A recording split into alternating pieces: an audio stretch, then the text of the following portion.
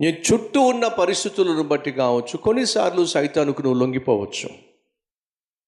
ఎగ్జాక్ట్గా అదే జరిగింది దావీదు జీవితంలో.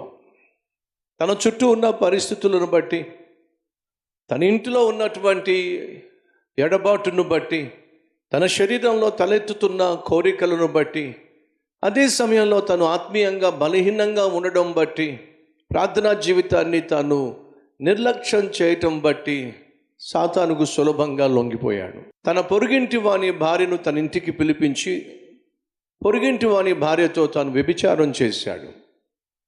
జాగ్రత్తగా పరిశీలన చేస్తే దావీదు ఈ ఊరియా భార్య విషయంలో తప్ప ఇక ఏ విషయంలో కూడా దేవుణ్ణి గాయపరిచిన వాడు కాదు అని మనం చూస్తాం.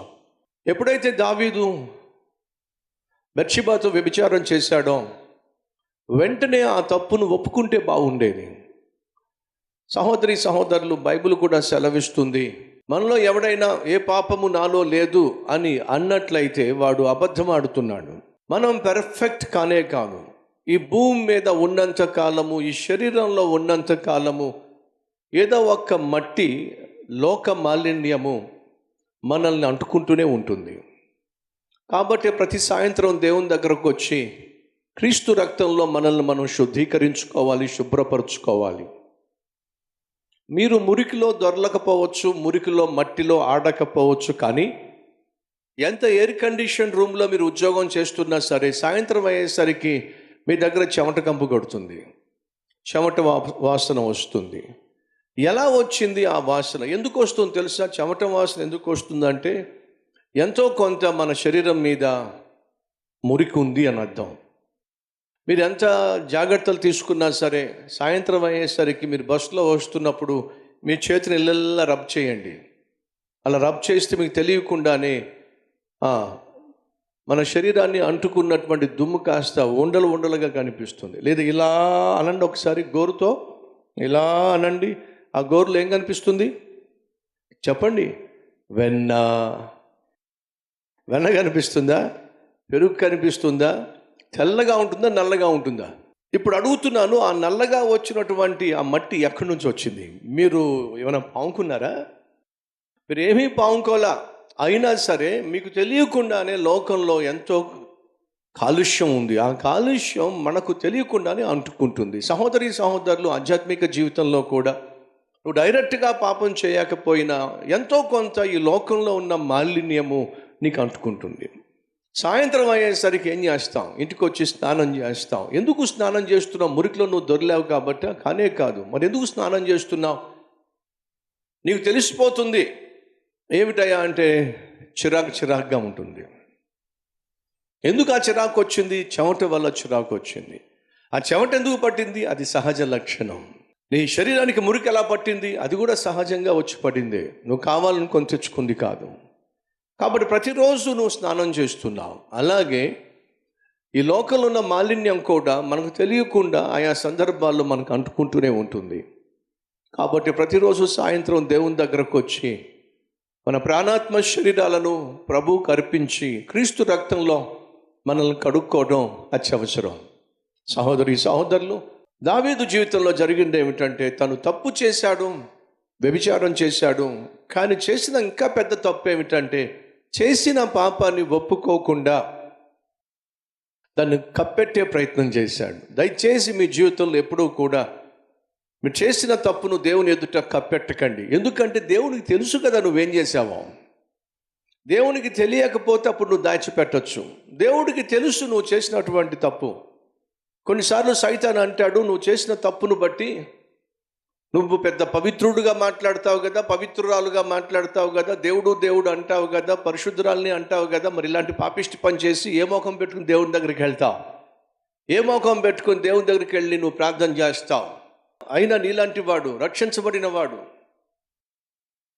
బాప్తిజం తీసుకున్నవాడు, సేవ చేయడానికి తీర్మానం తీసుకున్నవాడు, పరిచర్యలో పాలు పంచుకుంటున్నవాడు, బాధ్యత కలిగిన నువ్వే ఇలాంటి తప్పు చేసినప్పుడు ఏ ముఖం పెట్టుకుని దేవుని దగ్గరికి వెళ్ళి క్షమాపణ కోరుతావు అని సైతాను వచ్చి ఏం చేస్తాడో తెలుసా?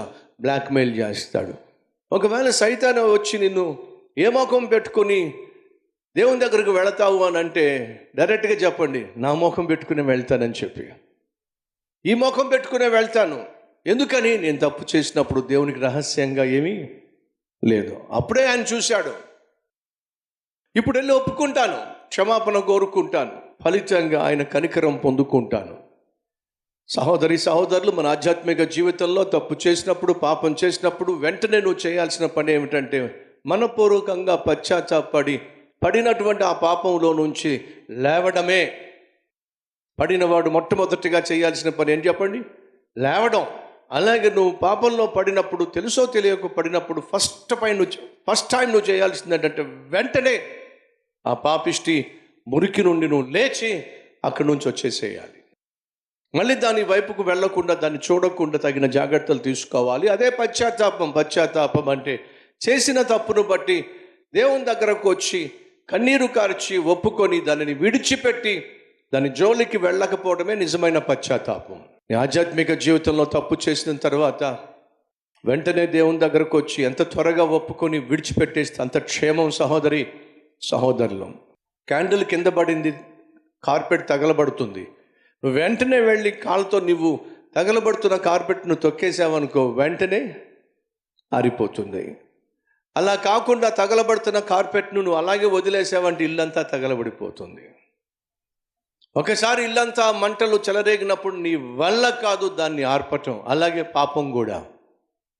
ఒకవేళ తెలుసో తెలియకో నీ జీవితంలో ఏదైనా పాపము జ్వరబడినట్లయితే దాన్ని వెంటనే నువ్వు ఆర్పివేయగలిగితే, దాన్ని వెంటనే నువ్వు జయించగలిగితే అది నీ జీవితాన్ని కబలించకుండా ఉంటుంది, నీ కుటుంబాన్ని నాశనం చేయకుండా ఉంటుంది.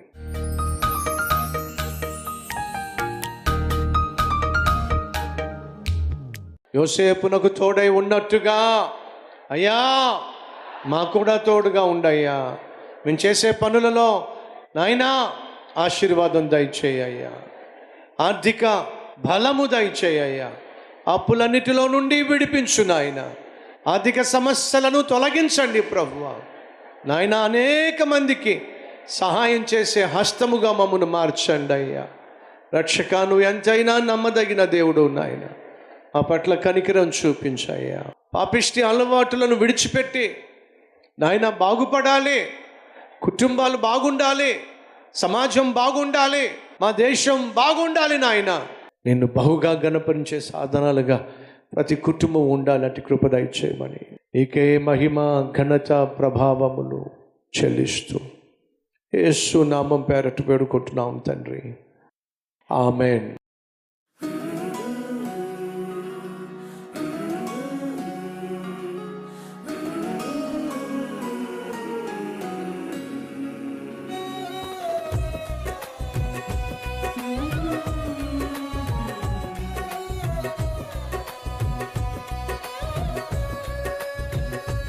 ఈ అద్భుతమైన క్లుప్త సందేశం మీకు నిజంగా ఆశీర్వాదకరంగా ఉంటే 10 మందికి షేర్ చేయండి, అలాగే లైక్ చేయండి.